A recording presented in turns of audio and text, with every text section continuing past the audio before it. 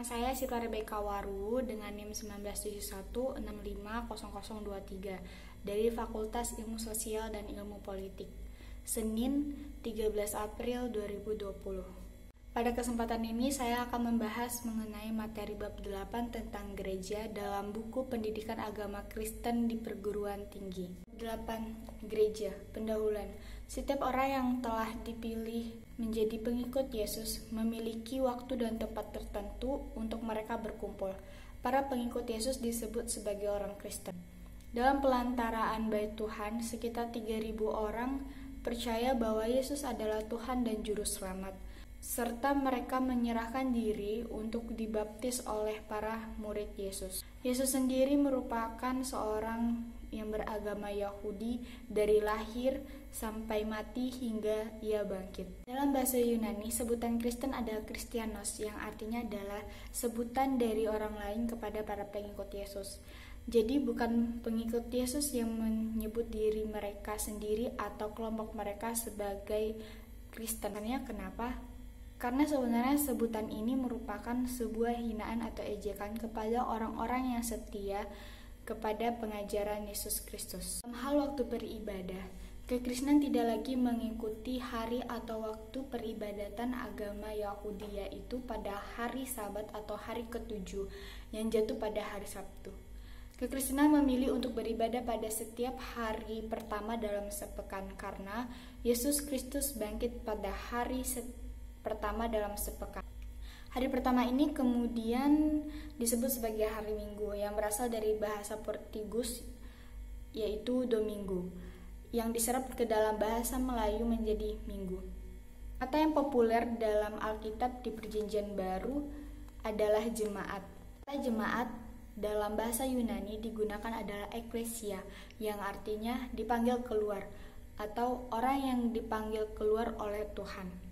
Jadi kata eklesia sama sekali tidak berbicara tentang nama tempat ibadah, melainkan berbicara tentang orang-orang yang berkumpul, bersekutu, dan berdoa karena iman mereka kepada Yesus Kristus. Kata eklesia atau jemaat atau gereja adalah kata yang merujuk kepada orang-orang yang berkumpul dan bukan kepada nama lokasi tempat kita beribadah. Pengertian, peran, tugas, dan sifat gereja. Kata gereja dalam beberapa pengertian menurut A.A. Sitompul mencatat paling tidak ada 3 pengertian. Yang pertama, gereja sebagai tubuh Kristus. Istilah Yunani yang digunakan adalah soma tou Christou. Yang kedua, gereja sebagai persekutuan orang yang bergabung dengan Tuhan. Yang ketiga, gereja sebagai persekutuan yang dipanggil keluar dari dunia yang berdosa, sekaligus dipanggil untuk masuk kembali ke dalam dunia yang berdosa itu. Peran utama gereja adalah menjadi perkumpulan orang-orang yang keluar dari kehidupan lama yang penuh dosa untuk kembali membawa terang Kristus yang menyelamatkan ke dalam dunia yang masih berada di dalam kegelapan dosa.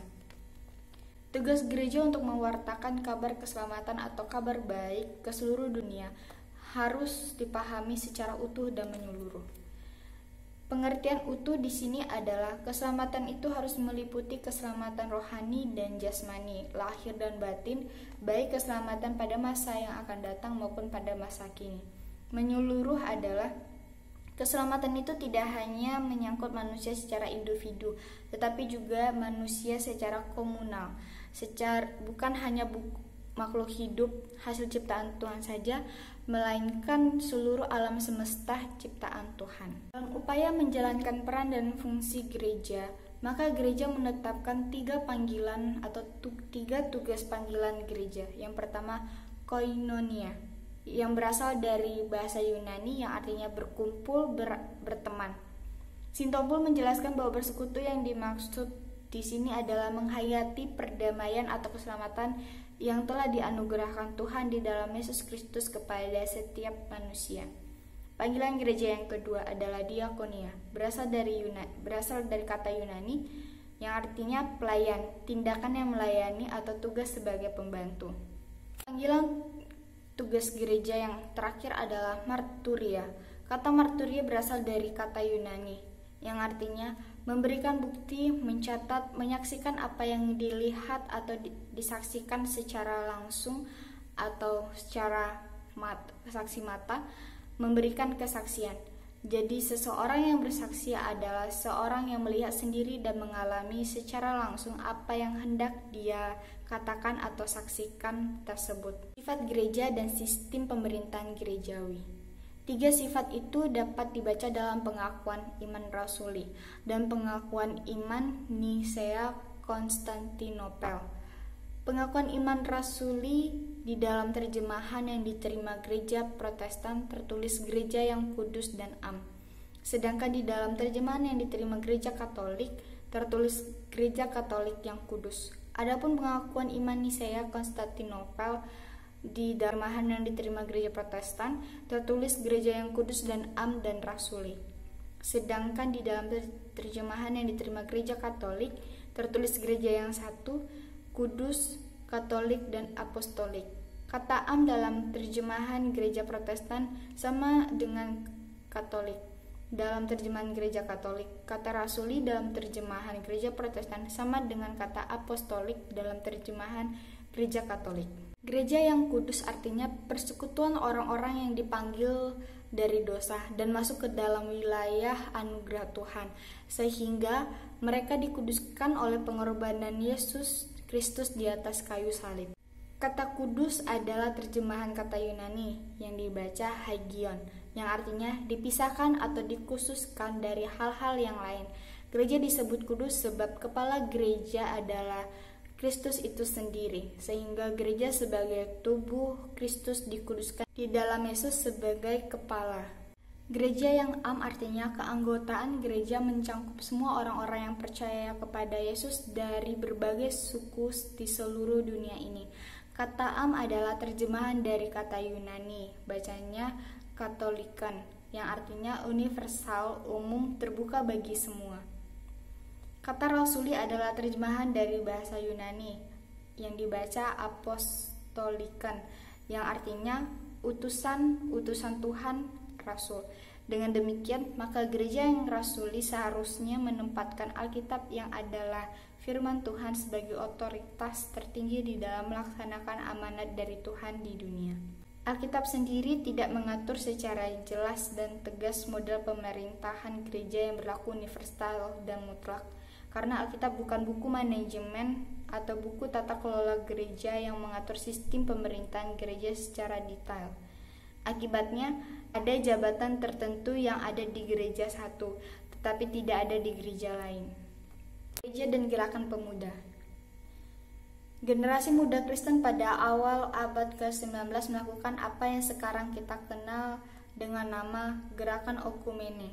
Kata okumene berasal dari bahasa Yunani, yaitu oikumene, yang artinya dunia yang didiami, lebih khusus lagi dunia yang beradab, yakni wilayah kerajaan Romawi pada masa itu. Gereja dan Universitas Kristen Indonesia.